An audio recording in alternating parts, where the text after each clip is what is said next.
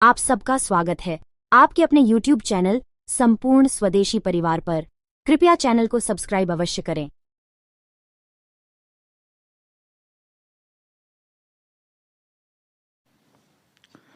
ऐसे प्रभावशाली धर्मज्ञ महात्मा पुत्र के लिए पीड़ित महाराज दशरथ के वंश को चलाने वाला कोई पुत्र नहीं था। पुत्रोत्पत्ति का उपाय सोचते हुए उन्हें ध्यान आया कि पुत्र प्राप्ति के लिए मैं पुत्रेष्टि यज्ञ क्यों न करूं। यज्ञ करने का निश्चय कर महाराज दशरथ ने मंत्रियों को सरयू के तट पर यज्ञ भूमि ठीक करने का आदेश दिया।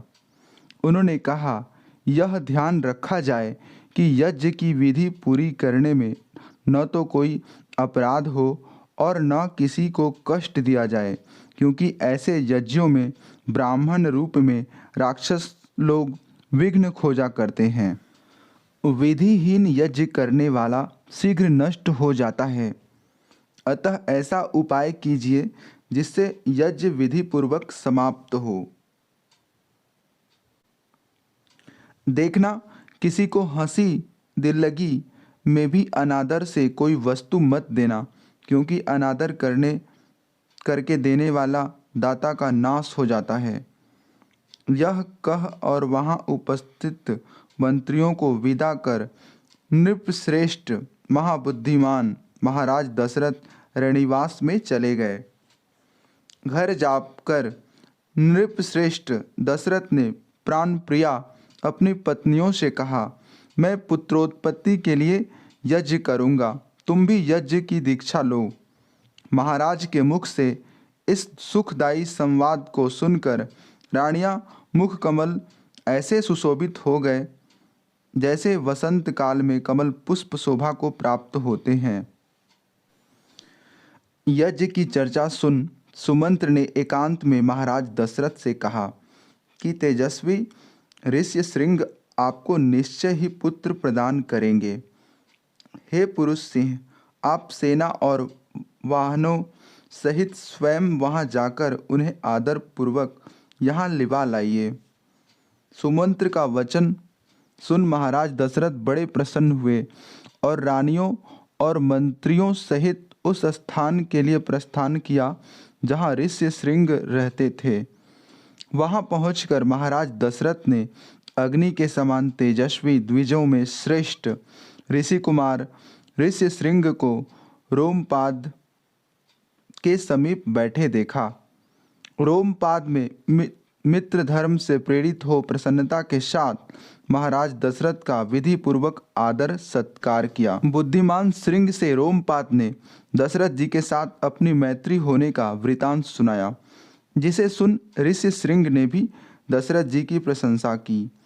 इस प्रकार सत्कार पूर्वक 7-8 दिन वहां रहकर महाराज दशरथ रोमपाद से बोले, हे राजन, आपकी पुत्री शांता अपने पति के साथ मेरी नगरी में चले, क्योंकि एक बड़ा कार्य उपस्थित हुआ है। यह सुन रोमपाद बोले, बहुत अच्छा। फिर उन्होंने ऋषि श्रृंग से कहा कि आप अपनी पत्नी सहित महाराज के साथ जाइए।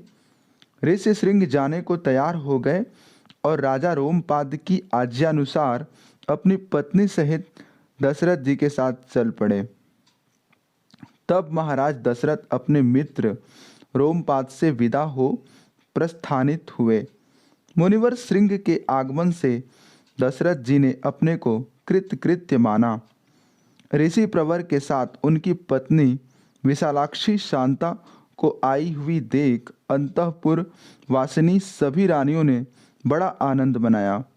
रानियों और विशेषकर महाराज दशरथ द्वारा सत्कृत होकर शांता अपने पति ऋष्य श्रृंग के साथ रणिवास में कुछ दिनों तक सुख से रही।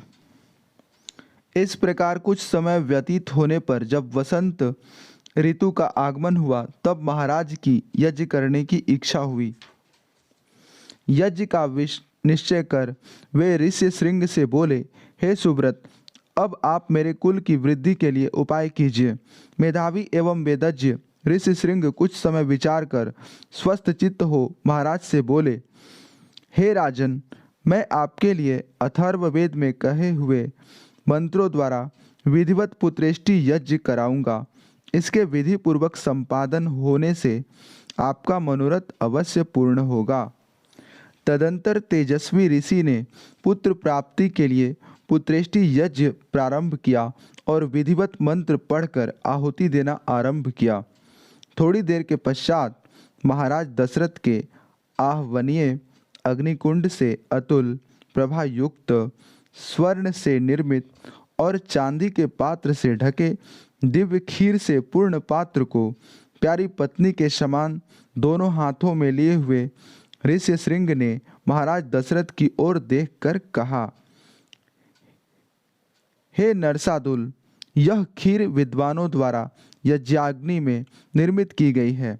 यह पुत्रोत्पादक, प्रशस्त और आरोग्यवर्धक है। इसे आप लीजिए।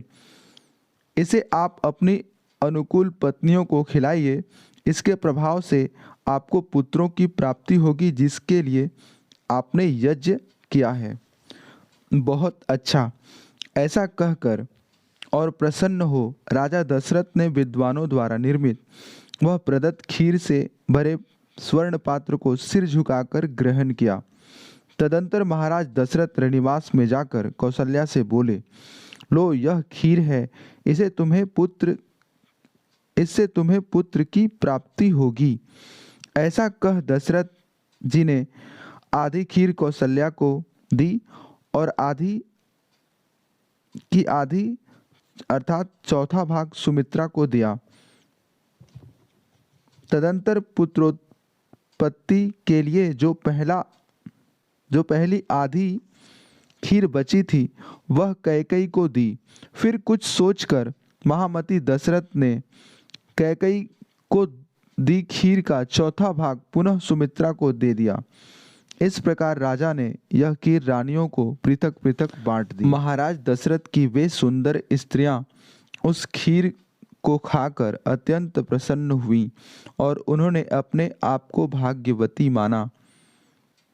तदंतर तीनों उत्तमांगनाओं ने महाराज द्वारा पृथक पृथक प्रदत्त खीर को खाकर अग्नि और सूर्य के समान तेज वाले गर्भों को धारण किया।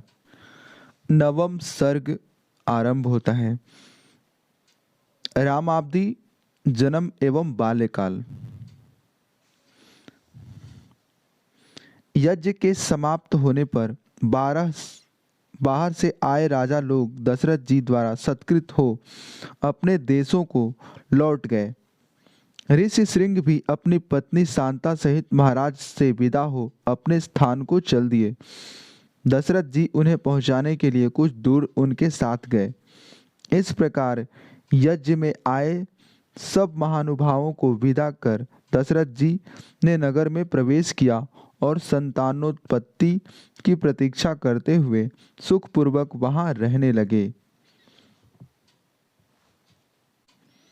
यज्ञ समाप्ति के पश्चात 6 ऋतुएं व्यतीत होने पर 12वें मास में चैत्र की नवमी तिथि को पुनर्वसु नक्षत्र में, जबकि 5 ग्रह सूर्य, मंगल, बृहस्पति, शुक्र और शनि अपने उच्च स्थान में स्थित थे, कर्क लग्न में तथा चंद्रमा के साथ बृहस्पति के उदय होने पर कौशल्या जी के गर्भ से श्री राम का जन्म हुआ। सत्य पराक्रमी भरत कैकेयी के गर्भ से उत्पन्न हुए तथा सुमित्रा ने लक्ष्मण और शत्रुघ्न को उत्पन्न किया। भरत जी का जन्म पुष्य नक्षत्र और मीन लग्न में हुआ। आश्लेषा नक्षत्र और कर्क लग्न में सूर्योदय होने पर लक्ष्मण और शत्रुघ्न का जन्म हुआ। इनके जन्मावसर पर सामगान कर्ताओं ने मधुर गान किया। अप्सराएं नाचने लगी, उत्तम जाति के नगाड़े बजाए जाने लगे तथा ऊपर से फूल बरसाए गए। उस समय अयोध्या में एक उत्सव मनाया गया जिससे स्त्री और पुरुषों की अपार भीड़ थी। मार्ग स्त्री पुरुषों से भरपूर थे। इस उत्सव में महाराज दशरथ ने सूत, मागध और बंदीगणों को पारितोषिक पुरस्कार दिए तथा ब्राह्मणों को धन और सहस्त्रों गौवें प्रदान की। 11 दिन बीत जाने पर चारों बालकों का नामकरण संस्कार किया गया। कौशल्या के पुत्र का नाम राम और कैकेयी के पुत्र का नाम भरत रखा गया। सुमित्रा के पुत्रों का नाम लक्ष्मण और शत्रुघ्न रखा गया। यह नामकरण संस्कार महर्षि वशिष्ठ जी द्वारा संपन्न कराया गया। इस दिन महाराज ने ब्राह्मणों और पूर्ववासियों को भोजन कराया और ब्राह्मणों को बहुमूल्य रत्न प्रदान किए। इन सब बालकों के निष्क्रमण, अन्नप्राशन आदि संस्कार भी महाराज ने यथा समय कराए। चारों ही राजकुमार के जानने वाले, शूरवीर, परोपकारी, ज्ञानी और सर्वगुण संपन्न थे। उनमें भी महातेजस्वी और सत्य पराक्रमी श्री राम निर्मल चंद्रमा की भांति सबके प्यारे थे। शोभा को बढ़ाने वाले लक्ष्मण जी बाल्यकाल से ही लोक हितैषी श्री राम के अति प्रिय थे। कांति संपन्न लक्ष्मण जी श्री राम को अपने शरीर से भी बढ़कर मानते थे।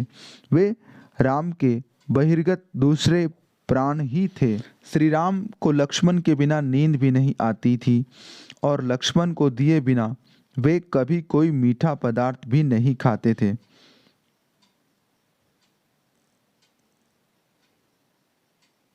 जब श्री राम जी कहीं वनों में जाते तो लक्ष्मण जी धनुष अपने हाथ में ले उनके पीछे हो लिया करते थे। इस प्रकार भरत शत्रुघ्न को प्राणों से भी अधिक प्रिय था। जब वे चारों राजकुमार ज्ञान संपन्न, सब गुणों से युक्त, लज्जाशील, कीर्तिमान, सर्व विषयों में निष्णात और दीर्घदर्शी हुए, तब उनके प्रभाव और तेज को देखकर दशरथ ऐसे प्रसन्न हुए जैसे ब्रह्मा जी लोकपालों से। वे नरसिंह भी वेदाध्ययन में रत, पितृसेवा में तत्पर और धनुर्विद्या में अति प्रवीण हो गए। 10वां सर्ग, विश्वामित्र जी का आगमन। एक दिन महाराज दशरथ अपने उपाध्याय और मंत्रियों के साथ कुछ राज्य संबंधी चर्चा कर रहे थे। वे परामर्श कर ही रहे थे कि इसी बीच में महातेजस्वी महामुनि विश्वामित्र जी वहां पधारे। महाराज से मिलने की अभिलाषा से वे द्वारपाल से बोले कि तुम शीघ्र जाकर महाराज को सूचना दो कि गाधी पुत्र विश्वामित्र आए हैं। उन्होंने राजभवन में जाकर विश्वामित्र जी के आगमन का संवाद महाराज दशरथ से निवेदन किया। तेषां तदचनं श्रुत्वा सपुरोधः समाहितः प्रत्युज्जगामः संहष्टो ब्रह्मांडमिव वासवः। द्वारपालों से विश्वामित्र का आगमन सुनकर दशरथ जी प्रसन्न हो और वशिष्ठ जी को साथ ले विश्वामित्र जी से मिलने के लिए उसी प्रकार चले जिस प्रकार इंद्र ब्रह्मा जी से मिलने जाते हैं। तेज और देदीप्यमान और कठोर नियमों का पालन करने वाले तपस्वी विश्वामित्र जी को देख राजा दशरथ ने प्रसन्न हो उन्हें अर्घ्य अर्पण किया। विश्वामित्र ने शास्त्रोक्त विधि से राजा के अर्घ्य को ग्रहण कर उनका कुशल मंगल पूछा। फिर विश्वामित्र ने महाराज के नगर, कोष, राज्य, कुटुंब और इष्ट मित्रों की कुशलता पूछी। फिर विश्वामित्र ने वशिष्ठ जी की कुशल पूछी। तदंतर अन्य महाभाग, वामदेव आदि सब ऋषियों से यथाक्रम कुशल मंगल पूछा। विश्वामित्र जी से सत्कृत वे सब प्रसन्न मन महाराज के सभा भवन में गए और यथोचित आसनों पर बैठ गए। सब प्रसन्न चित्त एवं उदार राजा दशरथ महामुनि विश्वामित्र जी से बोले, हे महर्षि, आपके आगमन से मुझे वैसा ही हर्ष हुआ है जैसा कि अमृत के मिलने से, सूखी खेती को वर्षा से, अपुत्रक को पुत्र होने से, नष्ट हुई वस्तु के मिलने से और महोत्सवों में जो आनंद होता है, वैसा ही मैं आपके आगमन को समझता हूँ। मैं आपका स्वागत करता हूँ।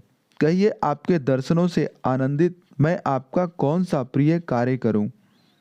ब्राह्मण, आप दान के पात्र हैं। मेरे अहोभाग्य हैं जो आप यहाँ पधारे हैं। आपने अपने शुभागमन से मुझे मान दिया है। आज मेरा जन्म सफल हो गया और मेरा जीवन सुजीवन हो गया। अब आप बताइए, आप किस कार्य के लिए यहाँ पधारे हैं। मैं चाहता हूँ कि आपकी सेवा करके मैं अनुग्रहित होऊं। हे कौशिक, आप अपने कार्य के बारे में संदेह मत कीजिए।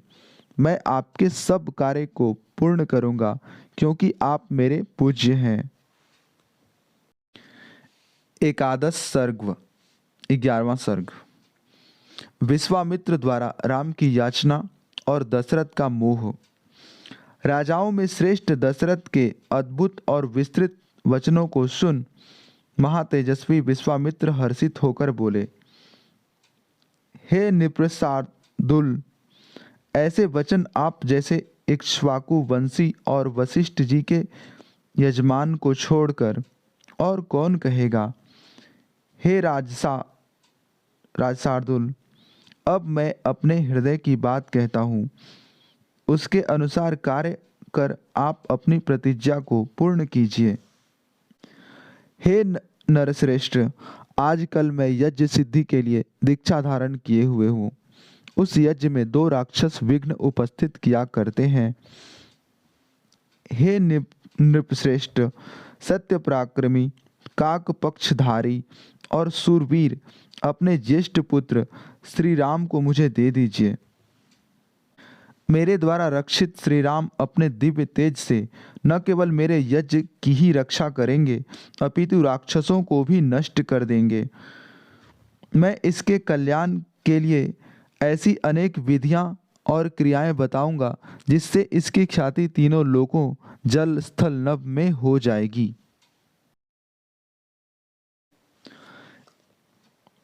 यदि आप संसार में अपने पुण्य और यश को स्थिर रखना चाहते हैं तो श्री राम को मुझे दे दीजिए। धर्मात्मा महातेजस्वी महामुनि विश्वामित्र जी धर्मार्थ युक्त ऐसा वचन कहकर चुप हो गए। विश्वामित्र के कथन को सुन दशरथ मुहूर्त भर को मूर्छित हो गए।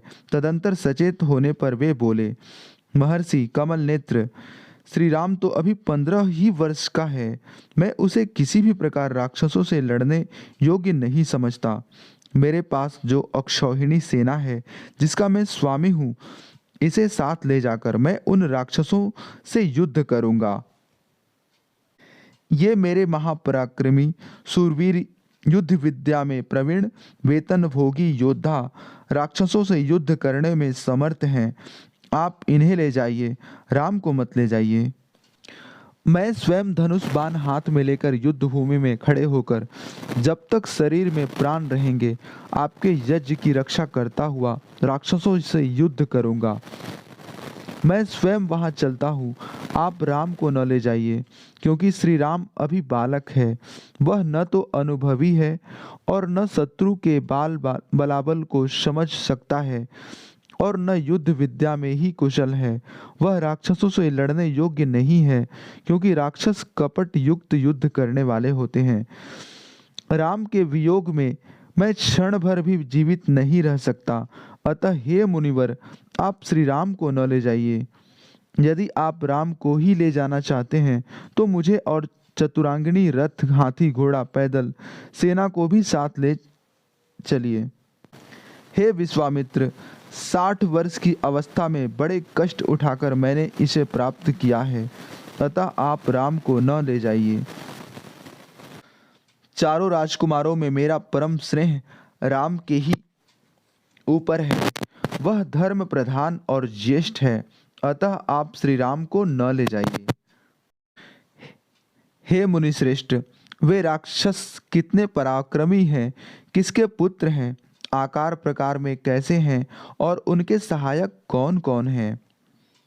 महाराज के वचन सुन विश्वामित्र जी बोले, हे राजन, महर्षि पुलस्त्य के वंश में उत्पन्न रावण नाम का एक राक्षस है।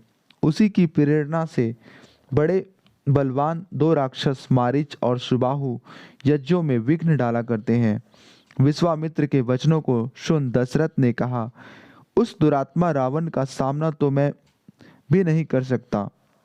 हे धर्मज्ञ, हे ब्राह्मण, आप मुझ पर और मेरे बच्चे पर कृपा करें। मैं अपने बाल पुत्रों को कदापि नहीं दूंगा। 12वां स्वर्ग। विश्वामित्र जी का क्रोध और वशिष्ठ का दशरथ को समझाना। दशरथ के पुत्र स्नेह से सिक्त वचनों को सुन विश्वामित्र जी क्रुद्ध होकर बोले, हे राजन, आप रघुवंश में उत्पन्न होकर भी कार्य करने की प्रतिज्ञा करके उस प्रतिज्ञा को तोड़ना चाहते हैं। यह बात रघुवंशियों के लिए विपरीत है और कुल परंपरा के प्रतिकूल है। राजन, यदि आपकी ऐसी ही इच्छा है तो मैं चला। आप इसी प्रकार अपनी प्रतिज्ञाओं का पालन करते हुए बंधु बांधवों सहित प्रसन्न रहिए। विश्वामित्र के कुपित होने पर व्रत परायण एवं धैर्यशील वशिष्ठ ने दशरथ से कहा, महाराज, आप इक्ष्वाकु वंश में उत्पन्न साक्षात धर्म की दूसरी मूर्ति हैं। आप श्रीमान, धैर्यवान और श्रेष्ठ व्रतों को धारण करने वाले हैं, अतः आप धर्म का त्याग न करें। आप तीनों लोकों में धर्मात्मा प्रसिद्ध हैं, अतः आप अपने धर्म की रक्षा कीजिए, अधर्म का आचरण मत कीजिए। हे राजन, जो प्रतिज्ञा करके उसे पूर्ण नहीं करता उसके इष्ट और पूर्त का फल नष्ट हो जाता है, अतः आप राम को भेज दें।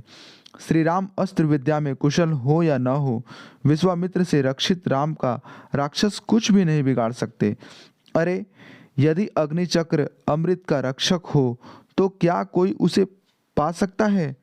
विश्वामित्र जी महापराक्रमी, महातेजस्वी और महायशस्वी हैं, अतः इनके साथ राम को भेजने में तनिक भी संदेह न कीजिए। विश्वामित्र जी स्वयं उन राक्षसों को मारने में समर्थ हैं। ये तो आपके पुत्र के हित के लिए ही उसे आपसे मांगने आए हैं।